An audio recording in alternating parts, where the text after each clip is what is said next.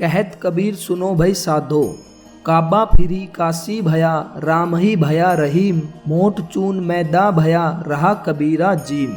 इस दोहे का शब्दार्थ है काबा मतलब मुस्लिम धर्म के अनुयायियों का एक पवित्र स्थल, फिरी मतलब बदल जाना या एक ही हो जाना, काशी मतलब हिंदुओं का एक पवित्र स्थल, भया मतलब हो जाना, राम ही भया रहीम मतलब राम रहीम में बदल गया है। राम और रहीम दोनों एक ही है।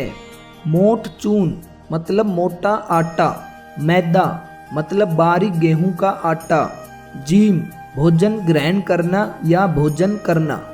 इस दोहे का भावार्थ है, संत कबीरदास जी कहते हैं, जब व्यक्ति हिंदू और मुस्लिम के भेद से ऊपर उठ जाता है तो अब तक जिसे वह मोटा आटा समझता था वह मैदा के समान हो गया है, जिसे भोजन के रूप में ग्रहण किया जा सकता है। वस्तुतः आटा वही है, बस भेद है तो उसे समझने का, और ऐसे ही धर्म के आधार पर व्यक्तियों का भेद हो जाता है और वे अपने इष्ट को सर्वोच्च मानते हैं, लेकिन सभी का मालिक एक ही होता है।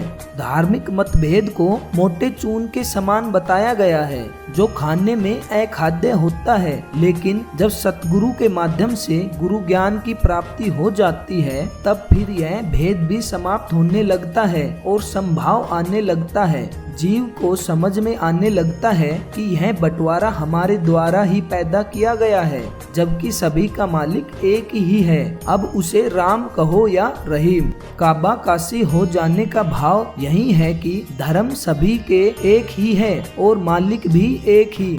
बताया जाता है कि कबीरदास जी का लालन पोषण भी एक मुस्लिम परिवार में हुआ था और उनके लिए काबा का महत्व रहा कि वह बहुत ही पवित्र स्थल है, लेकिन आत्मज्ञान प्राप्ति के उपरांत काबा काशी में बदल गया है। काबा का काशी में बदल जाना वैसा ही हुआ जैसे मोटा अनाज मतलब गेहूं को पीसने के बाद वह मैदा में तब्दील हो जाता है।